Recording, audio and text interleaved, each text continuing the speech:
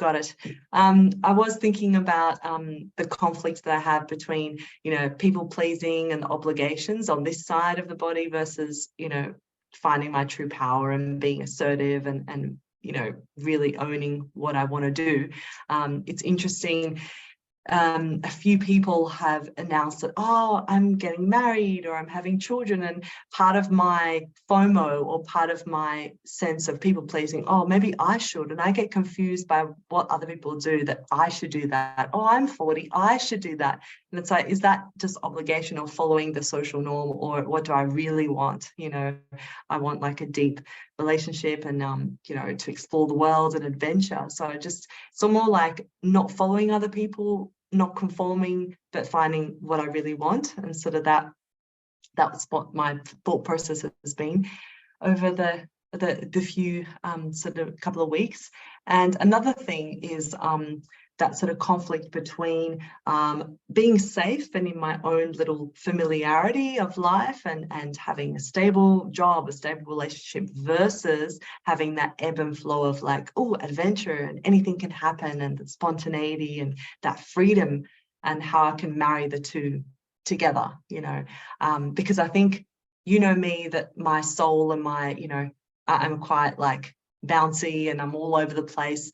Am I mixing that or confusing that with lack of focus, or just that a bit naivety and that young spirit? And how can I marry that with the maturity of focus and depth of feeling and being, I guess, assertive and more, because I really don't know where I am at the moment. I'm sort of, because this is how I've seen you, the entire 10, 15 years that I've known you now.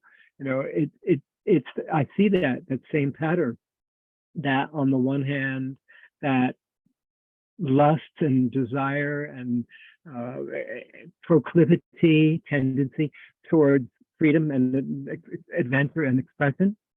And on the other hand, I see it from particularly your relationship with your mom and your dad. I think mostly your mom somehow, you're being of blind loyalty to fit in, because you get some form of approval, acknowledgement, and their version of giving you love when you do things the way they want you to. So you have this conflict inside between, is that what I want, or is the other what I want? And how to marry the two. So I'm just reflecting what you just shared to me back with a bit of reflection on knowing you for 10, 15 years.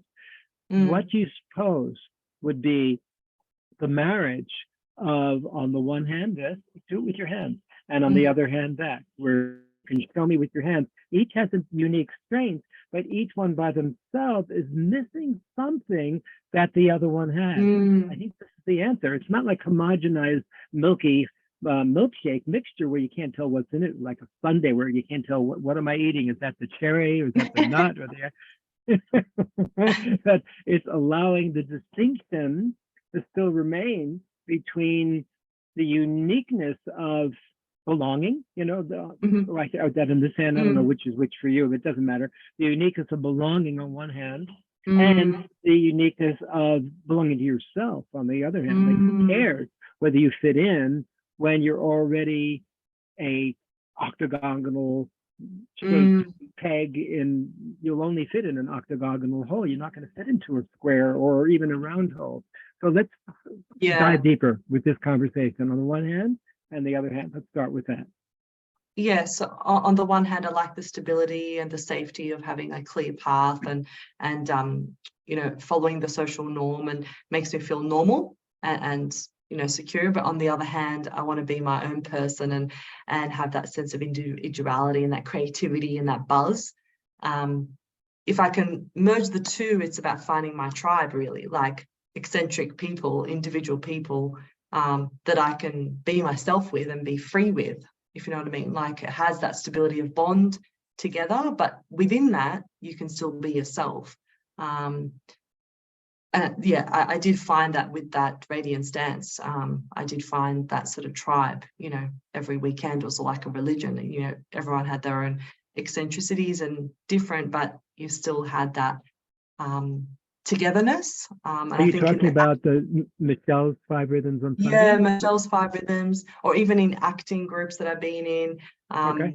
you know, I felt that. And it's interesting, Gary, I just want to mention, I was helping out an open day at work, and one of the parents was there, and I don't know, his energy was just really light. And I was like, what is about this guy? It's like, he's different to the regular dads. And I find out he was an actor. He's an actor. And I'm like, that must be it. There's something about that sparkle or that lightness of energy. And I don't know, maybe I'm wrong, but whatever. I just love people No, I who think are that's really good eccentric and yeah.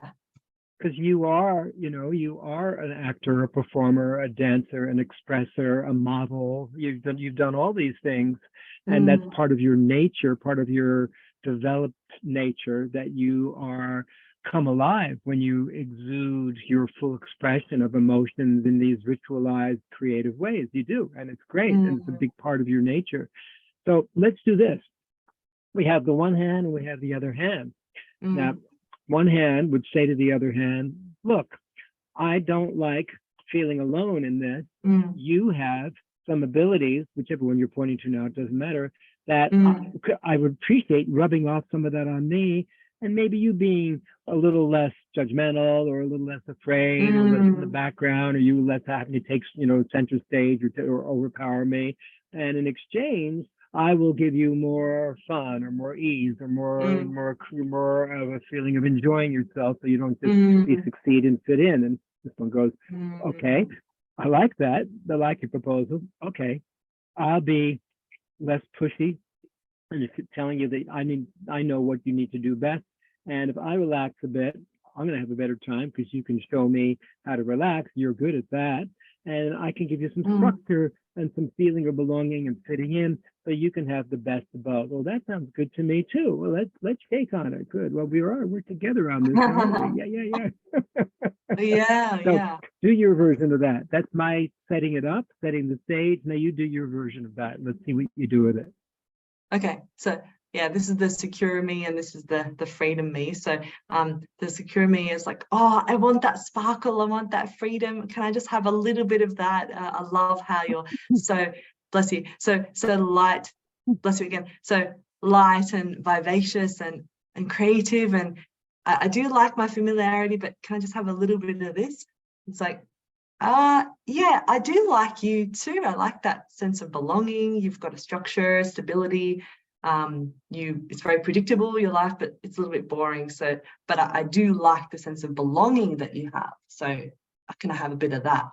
It's like, yeah, I guess I can give a bit of that. That's fine. I can give a bit of stability to you while I have a bit more flexibility on my side and being able to be spontaneous and, you know, be more malleable. Because I think I'm a bit too rigid. So yeah, I think I'm not rigid enough because I'm wafting around like the wind and there's no groundedness and I've got no focus. So I like how you're really structured. So yeah, is that the way, Gary? And then from here, can we come together and find a middle ground where we can have both? So in having stability and structure, but finding time where we can move and be malleable. Yeah, I think we can do it. Good. So rubbing your hands together, you can feel the warmth as you rub them together. Feel the warmth in the palms and the hands. Feel how that warms your heart. The hands being extensions of your heart. That feeling of we are doing this. We are together in this. We are finding ways to allow this to be integrated more than ever before.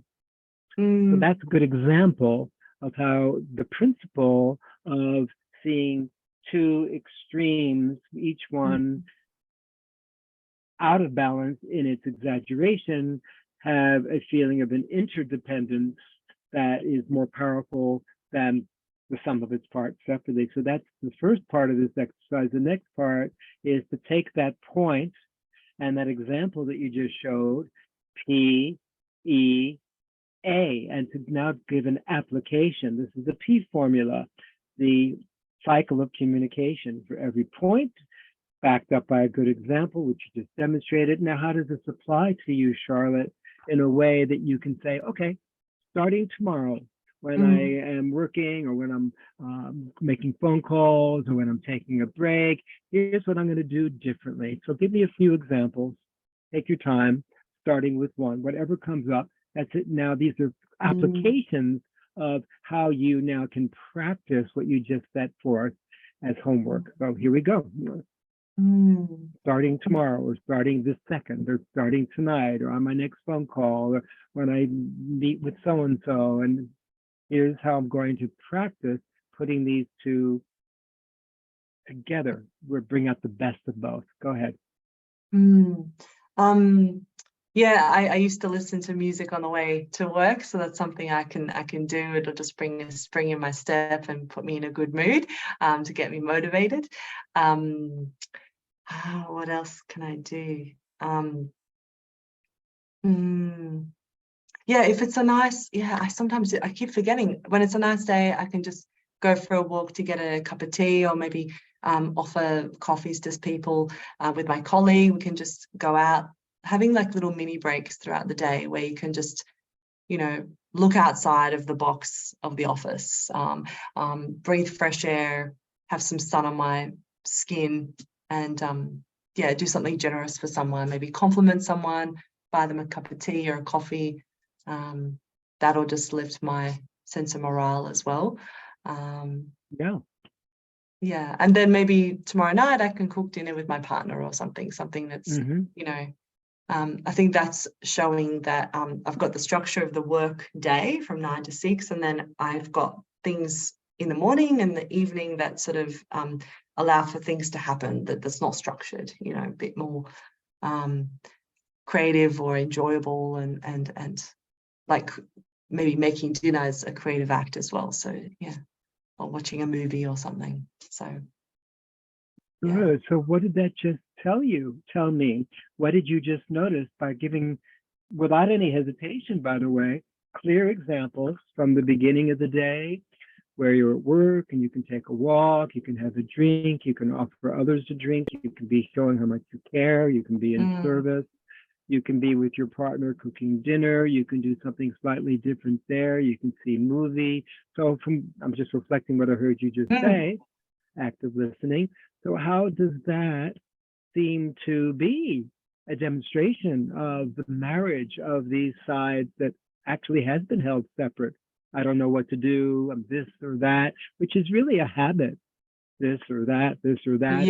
Now the new habit is integrating, not even asking myself, how am I going to do it? Just I'm finding ways to do it. And here's some of the ways. As you start practicing some of these ways, then more ways will come, because certainty leads to more certainty. It's a simple practice. So what did you notice when you shared so easily just now how you are able and willing to practice? Yeah, it's interesting.